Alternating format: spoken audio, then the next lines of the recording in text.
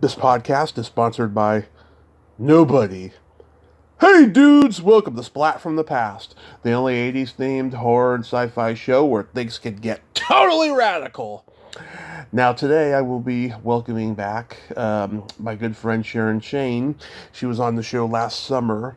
You know, she played the nun in Girls Just Want to Have Fun, the choir nun in that movie. And I'm having her back on the show today. She just did a play called A Bintel Brief. I don't know if it was virtual or in person.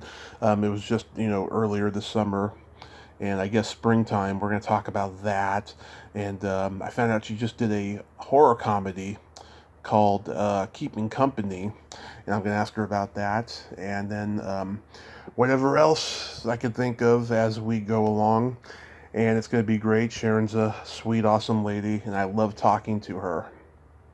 So yeah, here is my new interview with Sharron Shayne. Hi, Tommy. Hey, Sharron. Welcome back. Thank you, but I didn't go anyplace. Yeah. I'm still here. Yes. Well, you're back on the podcast. That's why I said welcome back. Welcome back. So how are things now that the world is strangely restoring? Actually, really good. I've been working. Yes. Tell me about A Bintel Brief.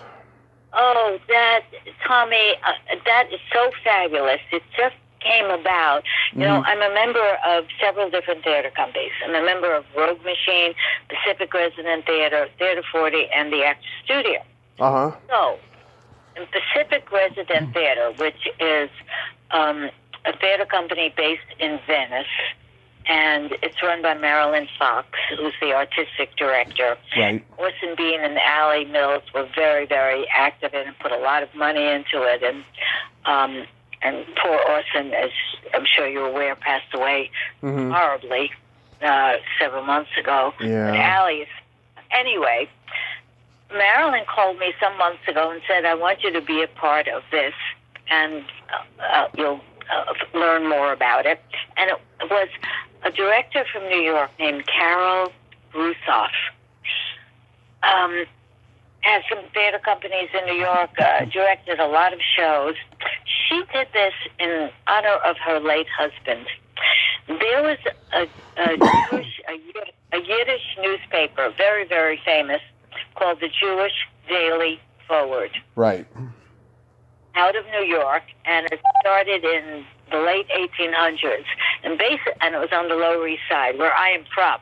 Uh-huh. And I'm very familiar with the Jewish Daily Forward because it was always in my house, and it was in my grandfather's and grandmother's house, and it was called the Povitz, with their accent, bring me the Povitz. Anyway, they had an article that was written by the editor where people wrote in asking for advice, sort of like Ann Landers, these were people that came from Europe, and they were trying to learn the language, and they were trying to become assimilated into the American culture. And it was very, very helpful. And he answered every single one of those letters himself. Right. So years and years and years, so in honor of her husband, who had some sort of connection and was brought up with this very much Yiddishkeit, I guess, in his life, she compiled a bunch of, and also these letters were published in a book. Uh-huh. He chose a bunch of these letters, and with Marilyn out here, because Carol was in New York, they cast me and a bunch of other actors in it to do these letters as monologues. Mm-hmm. So we all of the actors rehearsed with Carol from New York over the Zoom, and rehearsed and on our cell phones. And then later on, Marilyn came in at the end and gave her feedback, and we shot it ourselves. Right. On our cell phones. But I've seen so many Zoom things, and they're ho hum. They get boring, and people just reading even if they know the lines. This was so special. It was like a small film. Right. So I had 2 monologues in it. One, it was from 1947, and I played a woman who had emigrated from Europe like 30, 40 years ago, but she still had an accent, because when you come late in life or as an adult, you never ever completely lose that accent. Right. And then I played another woman, 1960 or 67, I think, who was more assimilated, more of an upper class woman. And they were great. It became such a big hit, Tommy, that it ran for weeks and weeks and weeks, and the theater made money from donations. And they're trying to get it onto PBS, because everyone across the board thought this is something really, really educational. And right now they're doing a sizzle reel. They're also trying to get it into schools. And it's very propitious that you called today, because today I just got the flyer. On this Sunday, it's going to be shown again on YouTube. Nice. So I can send you the link if you want to find it. Wait a minute. Sure. I mean, it'd be great to see it.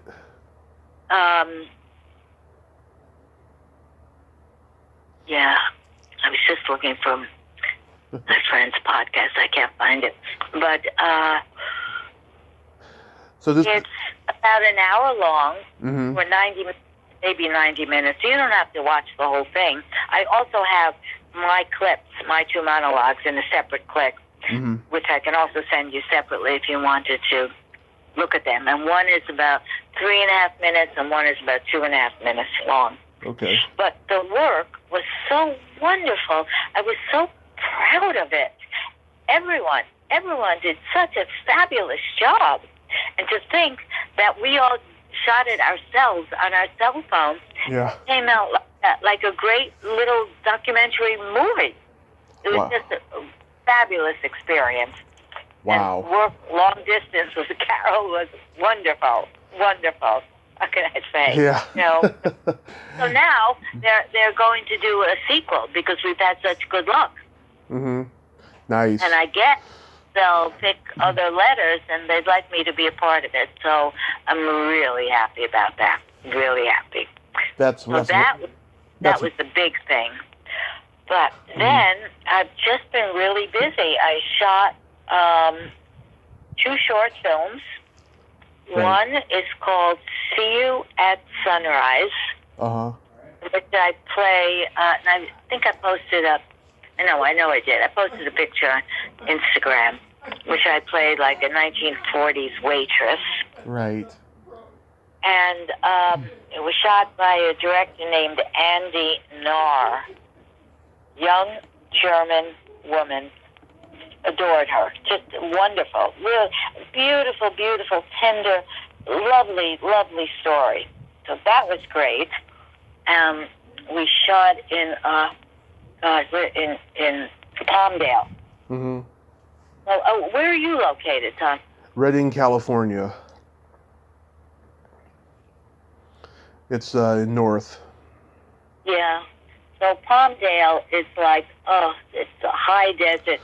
It was horrendous, because a lot of it was outdoors, and it was 120 degrees. Right. But the cast and the crew, everyone was just fantastic. So it was a great experience. And then the following week, I shot another film with an Indian director named Gauri Adelkar. And, she's really going to be going places. And both of these were with Film Independent. So they were SAG, and, it was just great. And in that, I played a woman with the beginning stages of dementia.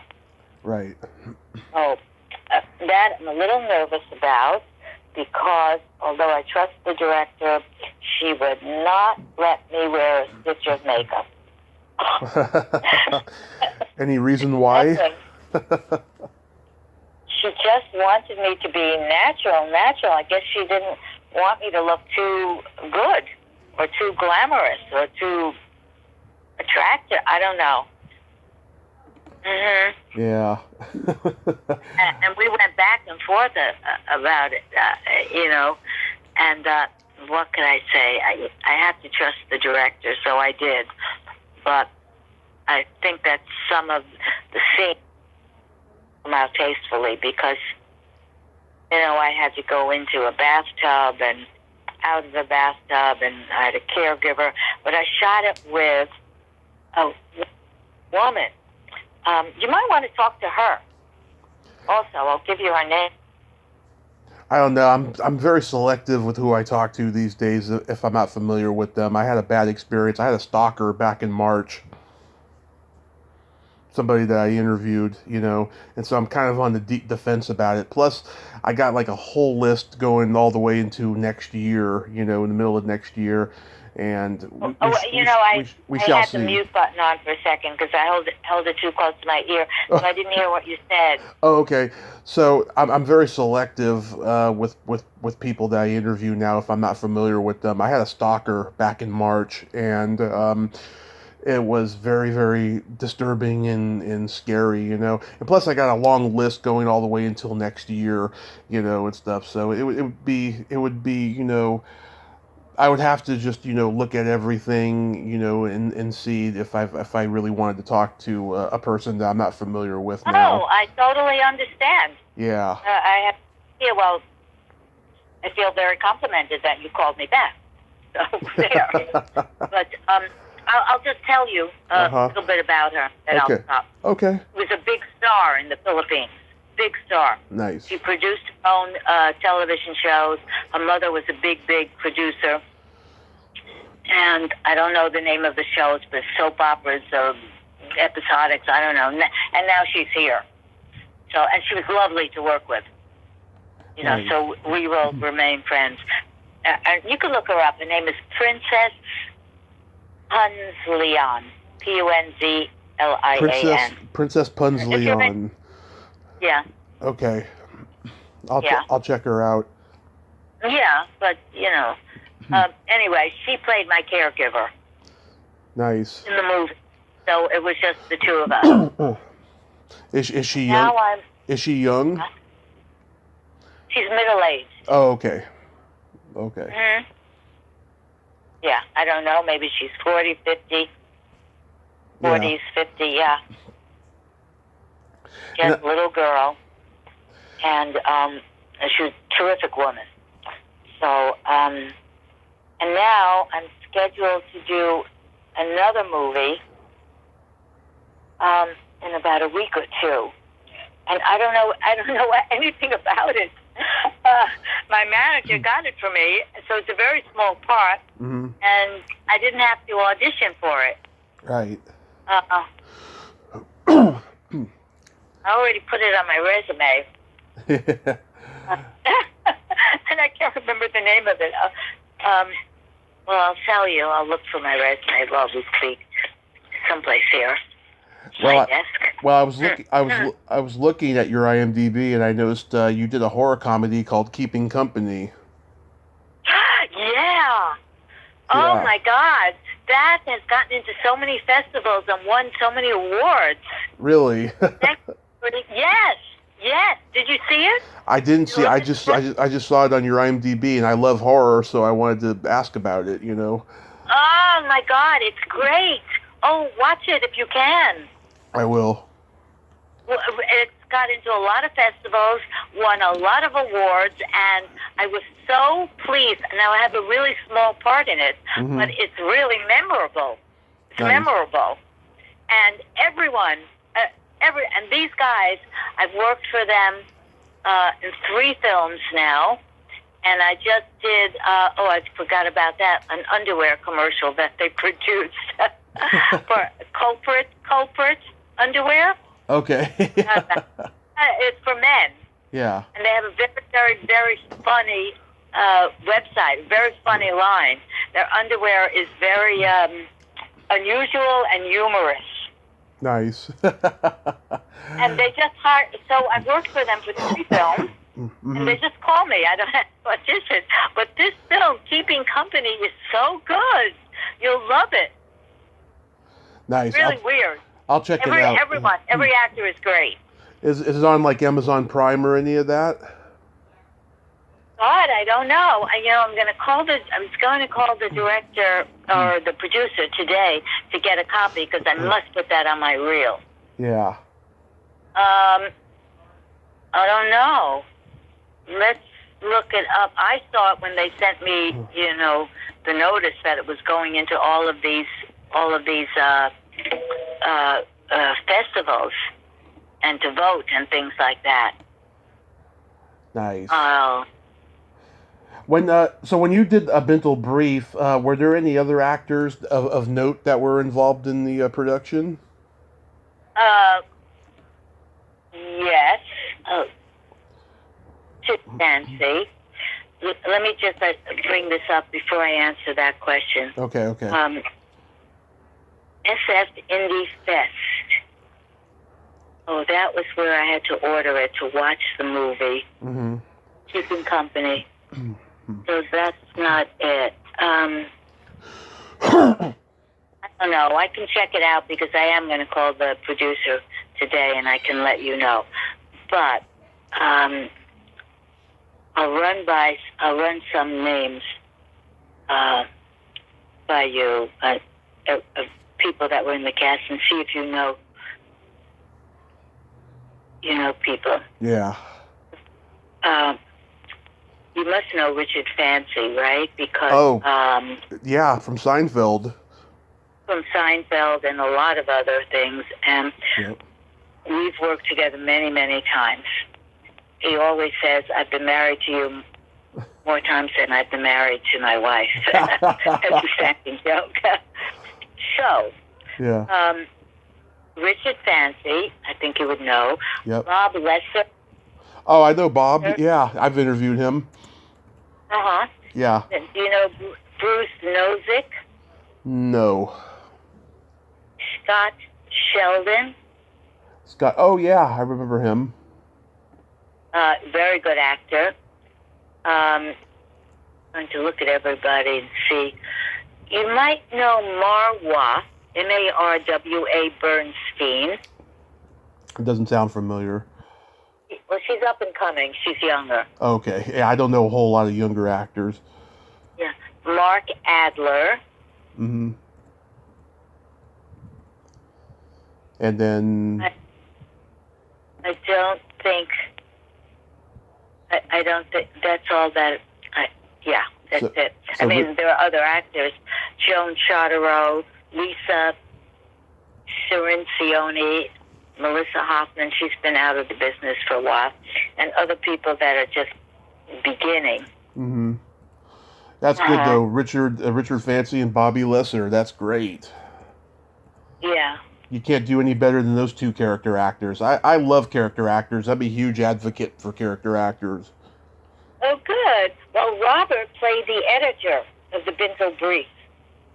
So he had a really, really big part because people wrote in these letters, mm-hmm. and we were the people giving the monologues of the letter, and then he would respond. So he had to respond to every single letter in the show. Right. And he was just perfect. He was so good. He was so dear. I've worked with him a lot. So he and Richard both, but Richard more. Yeah. Yeah. Yeah. When I talked to Bobby a couple of years ago, he told me, he came up in New York with Michael Douglas and a couple other guys, and they all used to smoke pot together. Oh, really? Yeah. He was in that famous movie Hester Street. Yes, he was with Carol Kane. Yeah. Right. That was, what's her name, who just died? Joan Silver, Joe Macklin Silver. She directed it. Yeah. Oh, she passed away. I didn't know that. Yeah.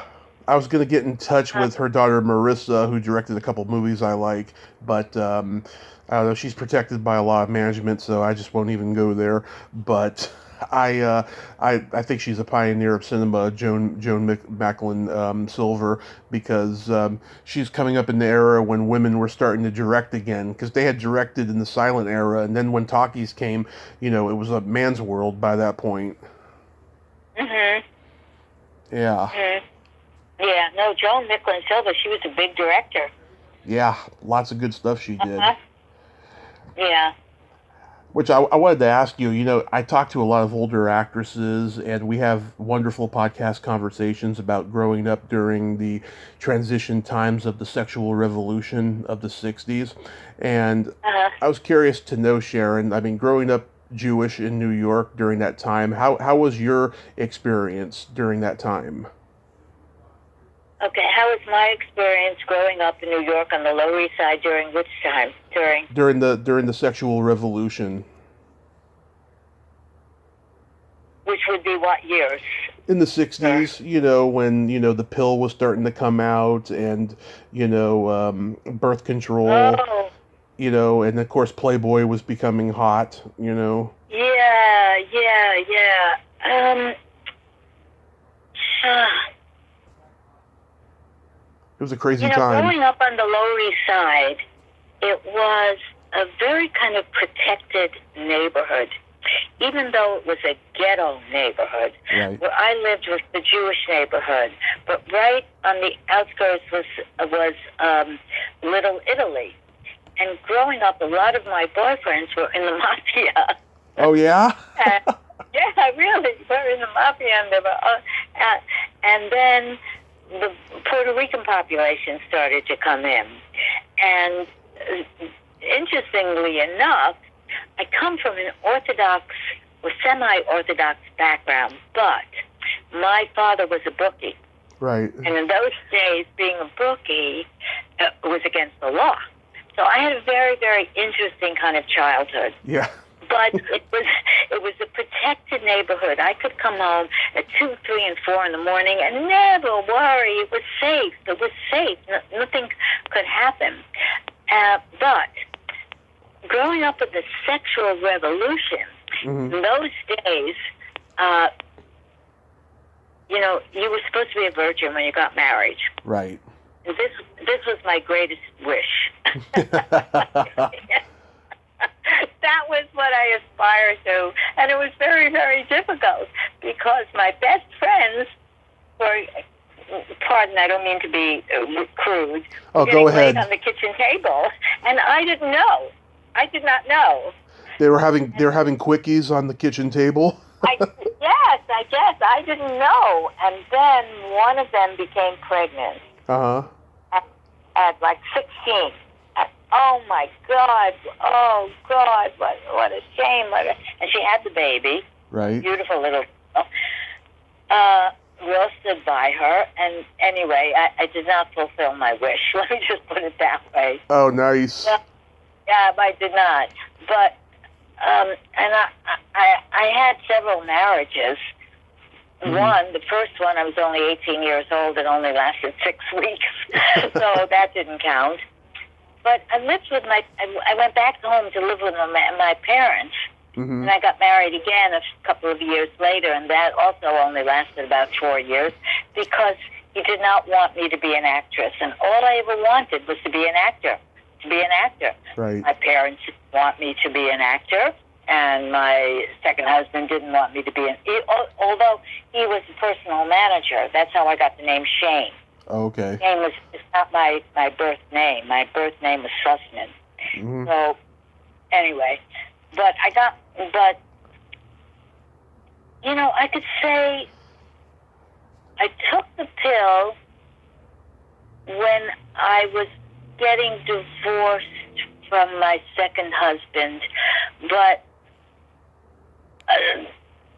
the pill, it had been out for a number of years by then. But I did not stay on it very long. I didn't like the way that it made me feel, and it made me gain weight, so I didn't say it. So I just took precautions. But it was a very different world then. Of course, it was pre-AIDS. Pre-AIDS. Thank God. Right. Yeah, pre-AIDS, thank God. And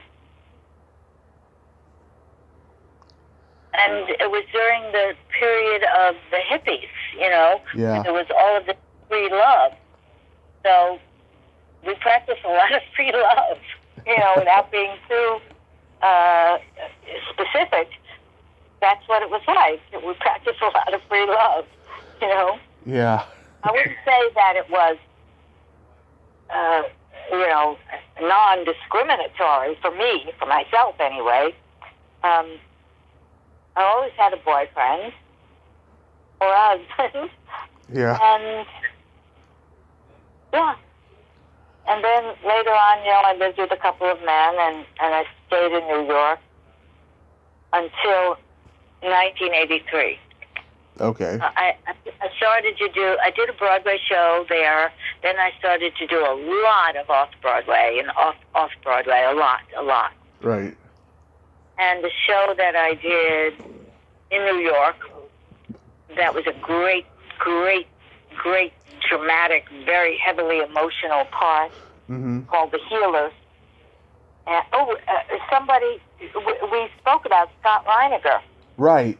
He directed it. I did try to get in touch with him, Tommy. I know. Thank you. Yeah, he never returned my call, which is unusual because we were very close at one time. In fact, his daughter was born on my birthday, May 6th. Oh, really? You're a Taurus? Yeah, May 6th. I'm a Taurus, yeah. Okay, that explains the long the long waiting replies on your email. Tauruses are like that. I've noticed that. Why? Oh, why? Did I go on too long? Tell me. No, terrible? No. Like I send you an email, and sometimes it'll be a day before you reply. I was like, okay, now I know why, because you're a Taurus. Oh, I get so many emails, and I have so much, and I'm on the computer so much because I'm also a visual artist. Uh-huh. So I be on the computer to deal with my art, and I'm a member of an art crit group and stuff like that. Right. I thought you were going to tell me that you slept with Scott. Oh, no. The funny thing is that we could have, because when I auditioned for him and during the whole run of the play, he had a lovely, beautiful wife. And then they separated, like, right at the end of the play, right afterwards. And, but I was not interested. Right. I mean, he attempted, but I was not. How many times were you married? 4. 4. And you don't have any kids?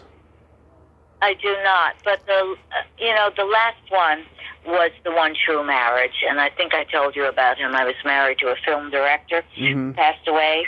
Yeah. His name is Lawrence Simeone. Yes. And he was only 48 years old when he passed away. That's awful. That would never. I always say I would have killed him before I divorced him. That's good. Yeah. I mean, no, that was a match made in heaven. It really was. And he was a director and a writer and an editor and a rock musician, and he played guitar like Jeff Beck. Oh, Jeff Beck. Yeah. Like Jeff. He was just extraordinary, wonderful, unusual, talented, sweet, loving man. That's great. Yeah, I mean, attitudes back then towards gay people and even bragging about sex were completely different in those days. I've talked about it many times before, but women, they wouldn't even admit to giving oral to their husbands in those days. And if they were like sitting, with a group of friends, they would be getting their hair done at the salon, and they would say something like, "Oh, last night he sucked my big toe," and that would be like the extent of the bragging.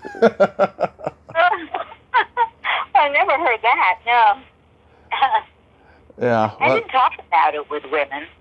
I don't think I talked about it with women. I think I talk about it more now with women.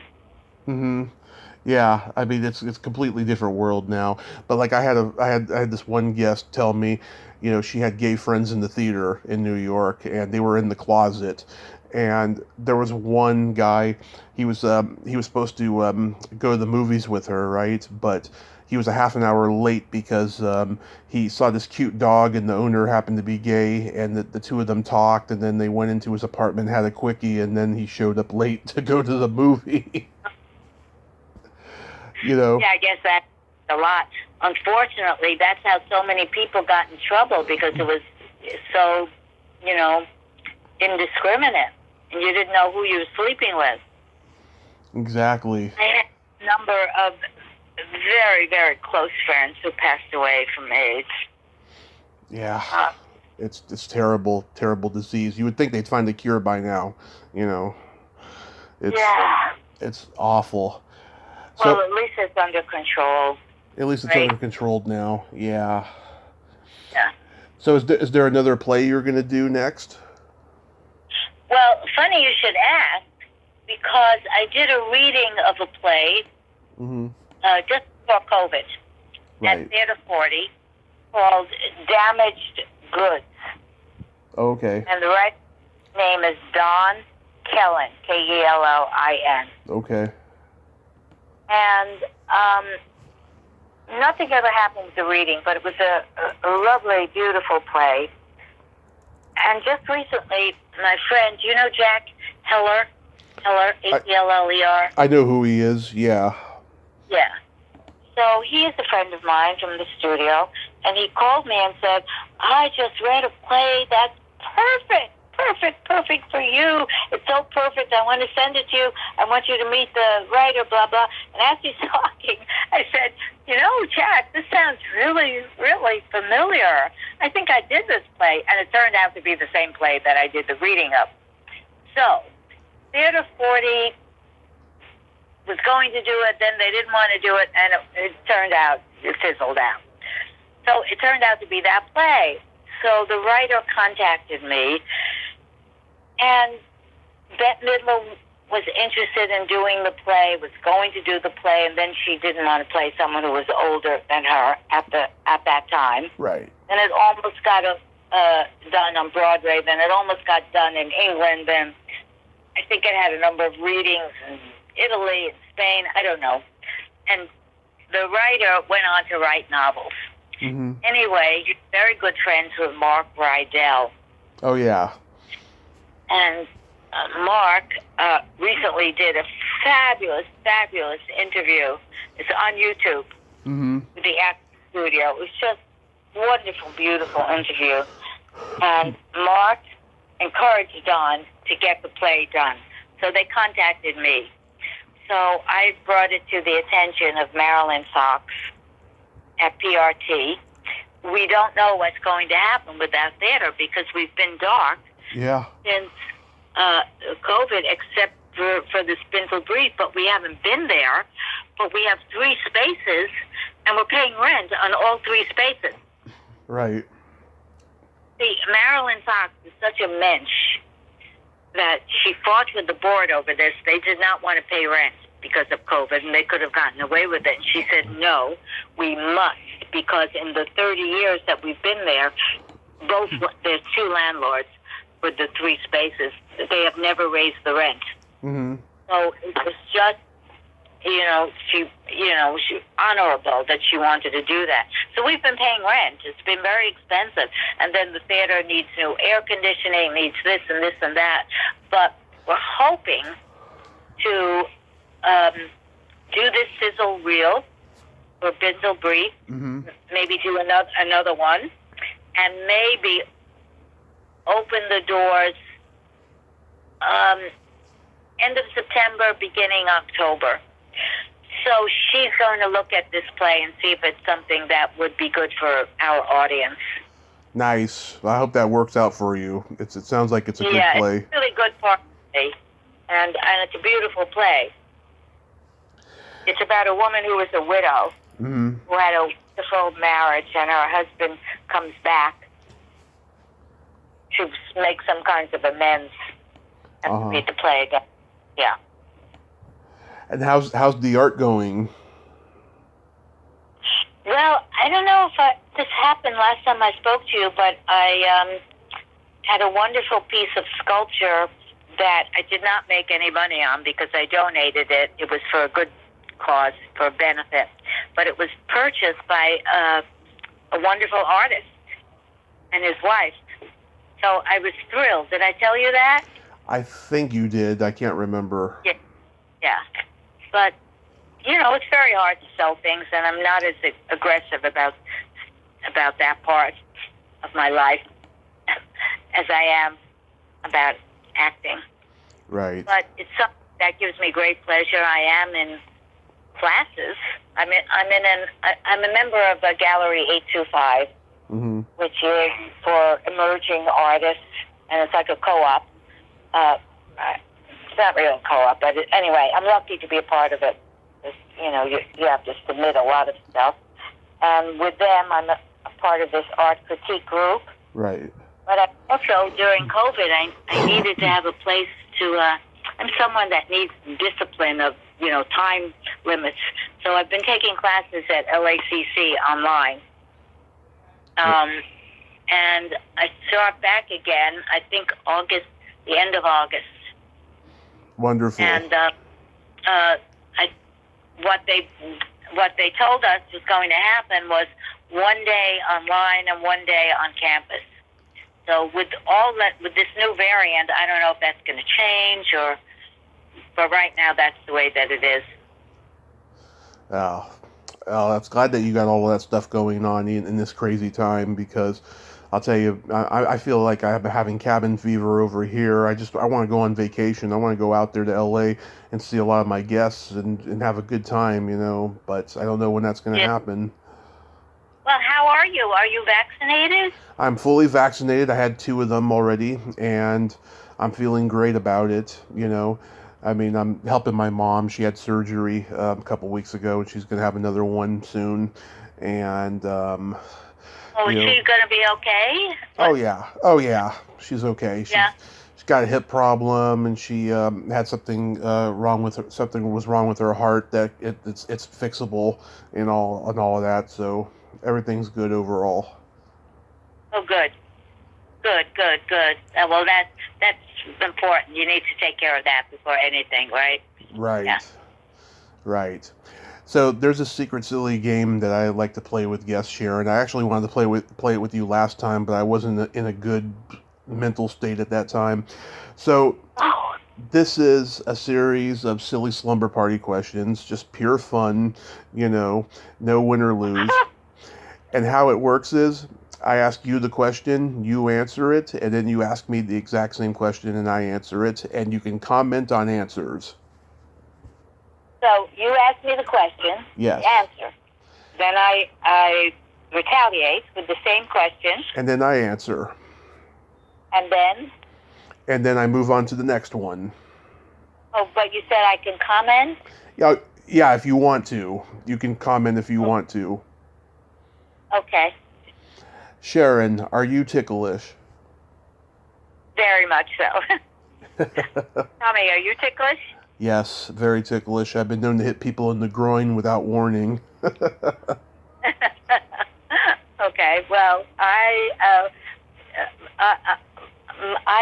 my mother was the oldest of 5 girls. Uh-huh. All of my aunts, the other 4, we were all very close, and we lived together a lot when I was a kid. They would throw me on the bed and tickle me, and tickle me, and tickle me, and it was great, but it was torture. Yeah, I love being tickled, but if I'm being tickled without warning, yeah, bad things happen. People get hurt. Yeah. Oh, okay. What's your favorite part of the body? It could be anything. Of my body or a person's body? Yeah, anything you want. I think eyes. I hear that one more than anything. I heard it earlier today, as a matter of fact. Well, I at first was going to say breast. Mm-hmm. I was just thinking body, not face. But then I always, because I'm very fond of breasts. Wow, I would. And I like my breasts, Mm-hmm. but I often, you look at a person's eyes and it tells so much. It's not for naught that they say eyes are the windows of the soul. It is true. Yes, and then Yeah. and I'm a breast man myself, All right. but it's not my favorite body part. What is your favorite body part? The belly button. Ah. Yes. Well, I'll tell you a funny saying. Okay. I just wrote it, but I didn't. I just wrote it in a response to an email. Mm-hmm. I was thanking someone, so I said 1,000 blessings on your belly button. Now, I in like. Jewish, the way it first came about, it was 1,000 blessings on your pipik. Okay. People don't know that pipik in Yiddish is belly button. They think it's something obscene. So I didn't say pipik. I said belly button. Pipik. Okay. Now I know what it is. That's wonderful. Okay. That's wonderful. I like that, Sharon. What color are your toenails painted? Right now, they're colorless. Okay. But usually red. Nice. Yeah. I love the color red. My favorite color. I love red lipstick, and I look best in red. Mm-hmm. I love red too. And I've changed my hair since maybe you saw my last picture, but I think I put it up on my new IMDb. Okay. Yeah. Mm-hmm. Mine are painted light pink. I just painted them for the first time in 2 years. Your hand nails or your toenails? My toenails. I don't do my hands. Oh, okay. I think that's cool. Yeah. What would you say is your best personality trait?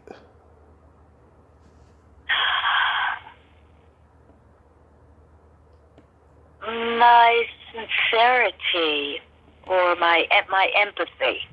I think my empathy. I agree. Yeah. Oh, well, thank you. Of course. And what is your best personality trait, you think? I have empathy and I have no filter. Oh, that's nice. Mm-hmm. Good balance. Filter. Mm-hmm. And then my favorite question, is there a stinky smell that just makes you gag?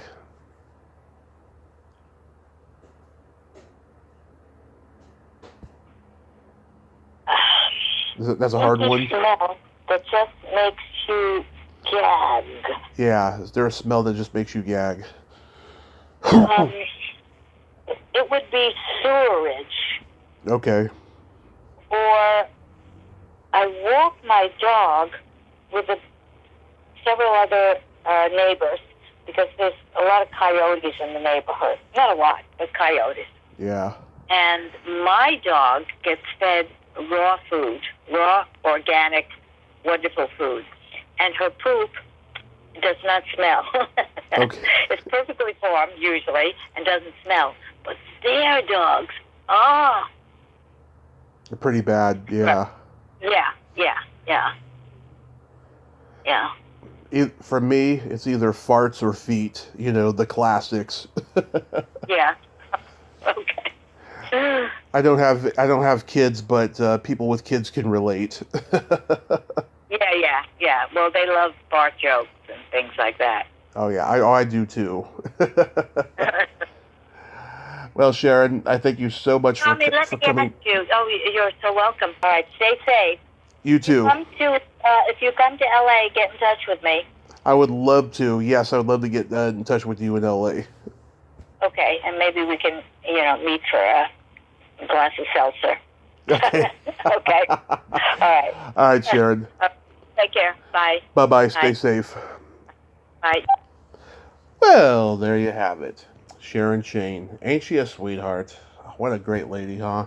It was really great to talk to her today. And she's still out there, passionate about her art, her craft, everything that she loves and does.